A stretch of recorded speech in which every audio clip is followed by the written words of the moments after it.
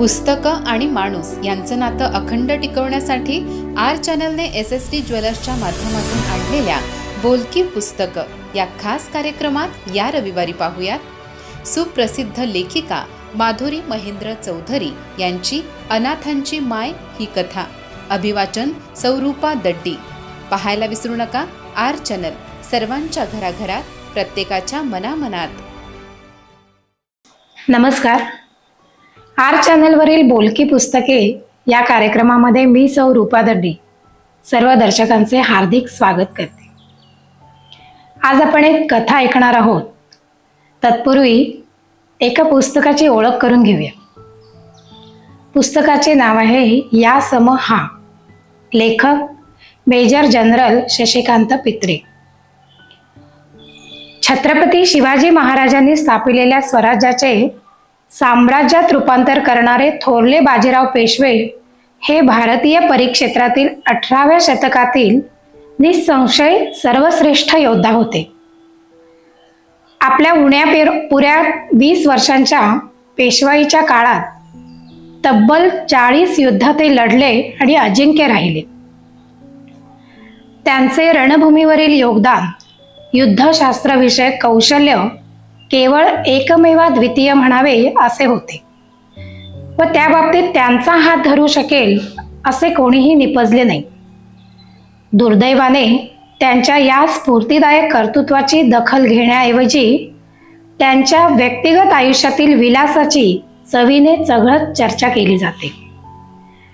TV वाहिन्या, चित्रपट, प्रसार माध्यमे, समाज माध्यमे तर सोडाच, पण बरेचसे मराठी साहित्यही त्याला अपवाद नाही. या प्रकाराने उद्विग्न होऊन ही कसर भरून काढण्याच्या हेतूने लेखकाने हे पुस्तक साकारलेले आहे. थोरल्या बाजीराव पेशव्यांनी लढलेल्या अनेक लढायांच्या वेळची राजकीय परिस्थिती, त्या लढायांच्या पूर्वीच्या दोन्ही पक्षांच्या हालचाली, रणनीतीचे मूल्यमापन, भौगोलिक माहिती, कारवायांचे लष्करी विश्लेषण, युद्धातील विजयांचे दूरगामी परिणाम, बाजीरावांच्या युद्ध कौशल्यांची त्रुटी व मर्यादांसह केलेली चिकित्सा ही या पुस्तकाची ठळक वैशिष्ट्ये आहेत. सर्वच लढायात बाजीरावांनी दणदणीत यश मिळवले. थोरले बाजीराव पेशवे झाले तो काळ मोठ्या राजकीय अस्थिरतेचा होता. शाहू महाराजांनी मोठ्या विश्वासाने दरबारातील वरिष्ठ सहकाऱ्यांचा विरोध डावलून बाजीरावांना पेशवाई दिलेली होती. तो विश्वास आपल्या पराक्रमाने बाजीरावांनी केवळ सार्थच ठरवला नाही, तर उत्तरोत्तर वाढवत नेला. ते केवळ शौर्याच्या जोरावर नव्हे, तर त्याला मुलखावेगळे स्वनिर्मित डावपेच आणि रणनीती व हालचाली प्रधान युद्ध पद्धती कारणीभूत होते. गतिमानशील युद्ध प्रकारात बाजीरावांच्या गतीशी तुलना नसे असा त्यांचा अफाट वेग होता.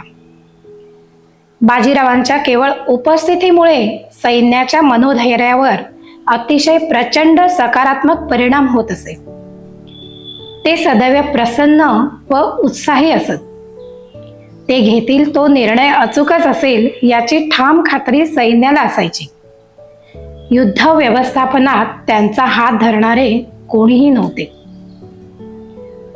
युद्धासाठी पैसा आणि पैशासाठी युद्ध या चक्रात कायम बाजीराव अडकलेले होते.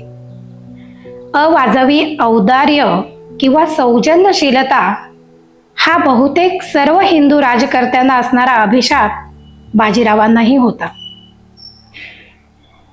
नर्मदा काठावरील त्यांच्या लाडक्या प्रदेशात मोहिमेवर असतानाच त्यांना मृत्यूने गाठले. आधुनिक पुण्याचा निर्माता असलेल्या त्यांना पुण्यातील अभिजनानेच त्यांच्या हयातीतच अव्हेरले. सर्व समाजातील लोकांना मोठं करण्यासाठी त्यांचं योगदान महत्त्वाचं होतं. पण उत्तर पेशवाईतल्या रंगढंगांमुळे बहुजनांनी त्यांना आपले मानलेच नाही. छत्रपती शिवाजी महाराजांच्या नंतर मराठी मातीने देशाला दिलेला सर्वात अलौकिक पुरुष थोरले बाजीराव पेशवे हे होते.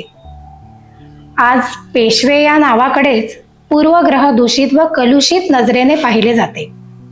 1 लाख सैन्य आणि बाजीराव यापैकी निवड करण्यास सांगितले तर मी बाजीरावाची निवड करेन, असे शाहू महाराजांनी प्रसंगवशात वेळोवेळी काढलेले उद्गार स्वतः शाहू महाराज बाजीरावांवर किती विश्वास ठेवायचे याचे द्योतक आहेत.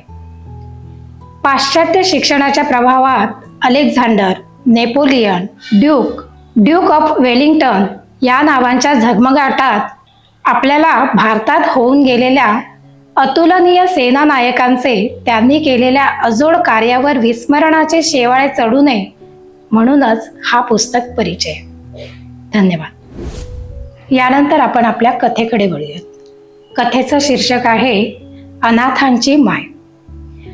लेखिका आहेत सौ माधुरी महेंद्र चौधरी. मूळ गाव पाडळचे, सध्या संभाजीनगर येथे वास्तव. MSc फिजिक्स शिक्षण क्षेत्रात कार्यरत असून स्वतःचे शिकवणी वर्ग चालवतात. सध्या लायन्स क्लब ऑफ संभाजीनगर येथे अध्यक्ष आहेत. साहित्य क्षेत्रात प्रभावी लेखन करणाऱ्या कवयित्री म्हणून त्यांची ओळख आहे. मधुस मेलोडी, माह्या जगण्याची ताकद, वेध अंधाराचा घेऊन आली पहाट, आयुष्याच्या कॅनव्हसवरील अस्वस्थ रेघोट्या, बेरकी नाम्या असे अनेक काव्य व कथासंग्रह प्रकाशित झालेले आहेत. त्यांच्या साहित्याला शांता शेळके काव्य पुरस्कार, बोली भाषा पुरस्कार, अक्षरोदय पुरस्कार, झेप साहित्य पुरस्कार यासह अनेक सन्मान मिळालेले आहेत. 40हून अधिक दिवाळी अंकात लेखन, विविध आकाशवाणी कार्यक्रम, मुलाखती तसेच राष्ट्रीय साहित्य संमेलनात निमंत्रित कवयित्री म्हणून सहभाग, अनेक कवी संमेलने, साहित्य संमेलने व सामाजिक संस्थांमध्ये सक्रिय भूमिका बजावताना महाराष्ट्र भूषण, बहिणाबाई, कर्तबगार महिला, शब्दमाऊली, राष्ट्रीय अमृत गौरव, जीवन गौरव, लेवा साहित्यरत्न अशा अनेक मानाच्या सन्मानाने त्यांना गौरवण्यात आलेले आहे. अनाथांची माय. सरलाच्या चंद्रमौळी झोपडीसमोर आज सकाळपासून 4 चाकी व दुचाकी वाहनांची गर्दी होत होती. सकाळचे 8 वाजले असतील. सरला मात्र आत जीर्ण झालेल्या कॉटवर पडून होती. उठून उभे राहायचे त्राणही तिच्यात नव्हते. आपले हे शेवटचेच दिवस जातील निघून, हेच ती मनाला समजावीत होते. झोपडीच्या छतातून येणारी सूर्यकिरणे तिच्या चेहऱ्यावर पसरत होती. तहानेने तिचा घसा कोरडा पडला होता. चेहरा मलूल झाला होता. जीवनाची आसक्ती संपून गेल्यासारखी तिची अवस्था झाली होती. 4 पावले चालून 2 घोट पाणी पिण्याचे त्राणही तिच्या अंगात नव्हते. 3 दिवसांपूर्वी एक पत्रकार येऊन तिची मुलाखत घेऊन गेला होता आणि 2 वेळेला पुरेल एवढं खायचं सामान तिला देऊन गेला होता. त्यानंतर मात्र तिच्या पोटात अन्नाचा कणही नव्हता. सरला गरीब होती पण स्वाभिमानी होती. शेजारा पाजाऱ्यांकडे हात पसरवणे तिला योग्य वाटत नव्हते. त्यामुळे ती अंथरुणावर तशीच पडून होती. छताकडे एक टक लावून ती भूतकाळात रमून गेली. हा आता तिचा तोच विरंगुळा होता. सदाशिव सोबत घालवलेल्या स्मृतींना उजाळा देताना तिच्या मनाचा कोपरा उजळत होता. अनाथाश्रमातील मुलांवर केलेली माया आजही क्षीण झालेल्या तिच्या हृदयाला प्रीतीचे शिंपण करीत होती. सरला आणि सदाशिव एक आदर्श जोडपे. छोटंसं साधंच पण दृष्ट लागावं असं घरकुल होतं. सदाशिव एका छोट्या कंपनीत कारकून म्हणून काम करत होता. दोघेही आपल्या संसारात खुश होते. एकमेकांवर निस्सीम प्रेम होतं. दुःख मात्र एकाच गोष्टीचं होतं. त्यांच्या पदरात परमेश्वराने मूलबाळ दिले नव्हते. शक्य तेवढे सगळे उपाय केले. डॉक्टरी इलाज झाले, नवस सायास झाले, गंडे दोरे, जे जे करणं शक्य होतं ते सगळं करून झालं. पण पदरी निराशाच आली. वय वाढत चालले होते, तसे मूल होण्याच्या शक्यताही मावळत चाललेल्या. शेवटी दोघांनी एखादे बाळ दत्तक घ्यायचे ठरवले आणि त्या दृष्टीने तयारी सुरू केली. अनाथाश्रमांची माहिती घेतली, नियम व अटी समजून घेतल्या. काही अनाथाश्रमांना भेटीही दिल्या. पण अनाथाश्रमातील मुलांना बघून सरलाला कुणा एकाची निवड करणं शक्यच झालं नाही. शेवटी तिने तिथे आयाची नोकरी सुरू केली आणि तब्बल 50 मुलांची ती सरला माँ झाली. आयुष्यातील 20 वर्षे सरला अनाथाश्रमात काम करत होती. मुलांना आईच्या मायेने सांभाळत होती. केवळ सांभाळत नव्हती, तर त्या मुलांच्या सर्वांगीण विकासासाठी तिचे हर तऱ्हेचे प्रयत्न असत. ती त्या मुलांच्या भविष्यासाठी सर्वतोपरी झटत होती. पण 5 वर्षांपूर्वी सदाशिवचा मोठा अपघात झाला आणि तो अंथरुणावर खिळून राहिला. त्याचे खाणेपिणे सर्व नैसर्गिक विधी अंथरुणावरच होत होते.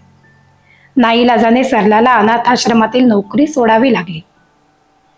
सदाशिवच्या उपचारांवर जवळची जमापुंजीही संपत आली. सदाशिव तिला नेहमी म्हणायचा, सरला, अगं एक ना एक दिवस मी मरणारच आहे. कशाला एवढा खर्च करतेस? तुझ्यासाठी ठेव की काही. तुला तरी नंतर कोण आहे? मला तुझीच काळजी वाटते ग. पण सरला काही ऐकायची नाही.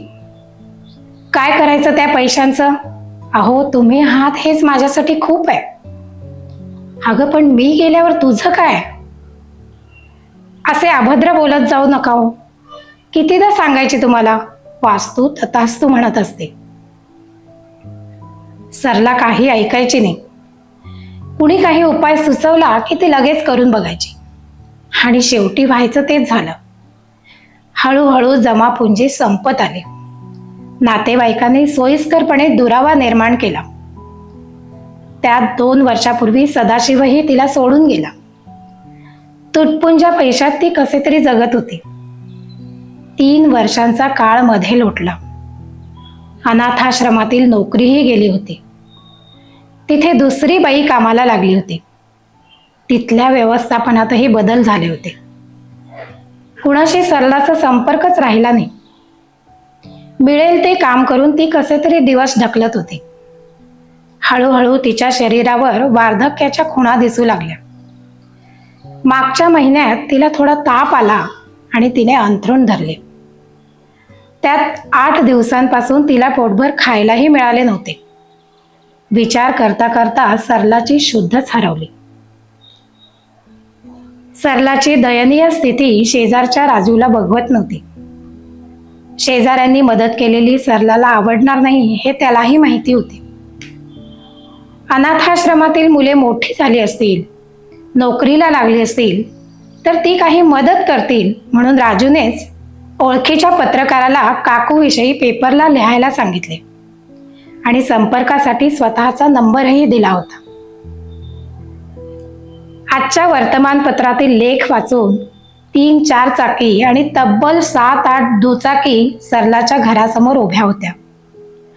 सरलाने अंगा खांद्यावर खेळवलेली तिची ती छोटी छोटी पाखरं आता मोठी झाली होती. शिकून सवरून धंदा पाण्याला लागली होती. रमेश, केतन, सुरेश, राम, अजय सरलाच्या घरासमोर राजूची वाट बघत उभे होते. प्रत्येक जण मनाने भूतकाळात जाऊन आला होता. सरलाने त्यांच्यासाठी केलेले कष्ट आठवत होता. याच माऊलीच्या पदराखाली आपण मोठे झालो, वाढलो. याच माऊलीने आपल्या शिक्षणासाठी कष्ट घेतले, आपला अभ्यास करून घेतला, योग्य संस्कार केले म्हणून आज आपण इथपर्यंत पोहोचलो आहोत. ही भावना प्रत्येकाच्या मनाला स्पर्शून गेली. तेवढ्यात राजू तेथे आला. आपण केलेल्या प्रयत्नांना यश आलेले बघून तोही सुखावला होता. नमस्कार, मी राजू. नमस्कार राजू. कुठे आहे सरला माँ आमची? तिला भेटायची खूप उत्सुकता आहे. काल पेपरला वाचले आणि तसेच आम्ही निघालो, अजय बोलला. त्याच्या डोळ्यासमोर त्याला मांडीवर घेऊन चिवकाऊचा घास भरवणारी सरला माँ पटकन तरळून गेली.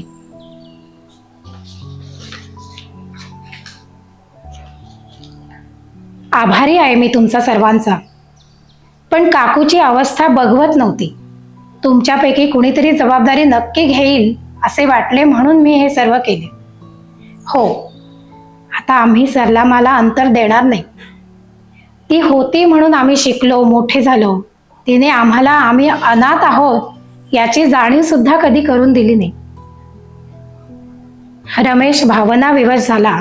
तो पुढचे बोलूच शकला नाही. राजूने सर्वांना सरलाच्या घराजवळ आणले. थोड्याशा धक्क्याने दरवाजा उघडला. सर्वजण सरलाच्या बेडकडे पळाले. सरला ग्लानीमध्ये निपचित पडली होती. एका अनामिक भीतीने सर्वांनी हंबरडा फोडला. राजूने मात्र सर्वांना सावरले. पटापट हालचाली होऊन अजयच्या कारमधून सरलाला नामांकित हॉस्पिटलला दाखल करण्यात आले. तिची तब्येत अगदीच नाजूक झाली होती. डॉक्टर प्रयत्नांची शर्थ करत होते. हळूहळू तब्येतीत फरक पडू लागला. 4 दिवसांनी सरला व्यवस्थित शुद्धीवर आली. अजय आणि रमेश दिवस रात्र सेवा करत होते. सरला मा, अजयने सरलाला उठवून बसवत आवाज दिला. मा. मा या शब्दाने जशी तिच्यात नवसंजीवनी संचारली. पण ओळख पटत नव्हती. कोण? मा, अगं मी तुझा आजू.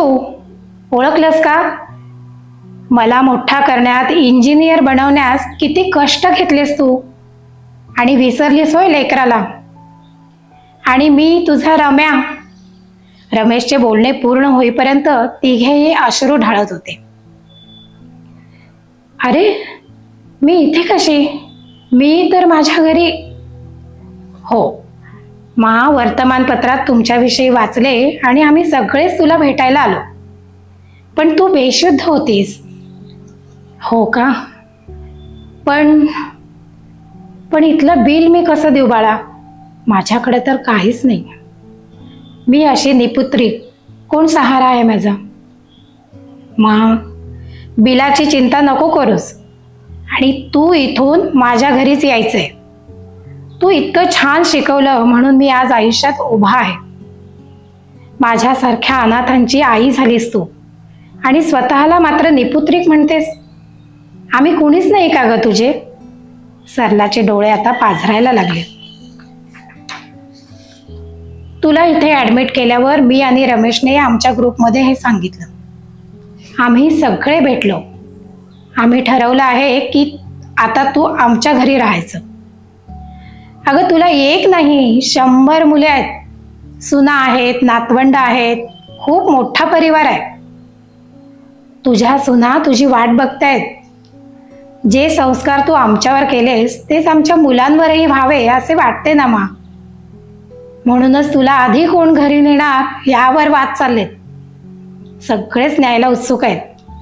तुला जिथे हवे तिथे आणि तितके दिवस तू राहा. अरे, पण माझी बाकीची मुलं कुठे आहेत? अगं, आज आम्ही सर्वजण इथे जमणार आहोत, तेव्हा भेट सर्वांना, तुझ्या सुनांना, नातवंडांना. पण कशाला रे बाळा, तुम्हाला त्रास? तुमचे संसारही आहेतच की. मी जाईन माझ्या घरी परत. राहिलेत किती दिवस माझे? आहेत की संसार मा. म्हणूनच तर तू हवी आहेस. आमच्या मुलांना त्यांची हक्काची आजी म्हणून. आमच्या सर्वांच्या घराला तुझे पाय कधी लागतील असे झाले आहे बघ आम्हाला.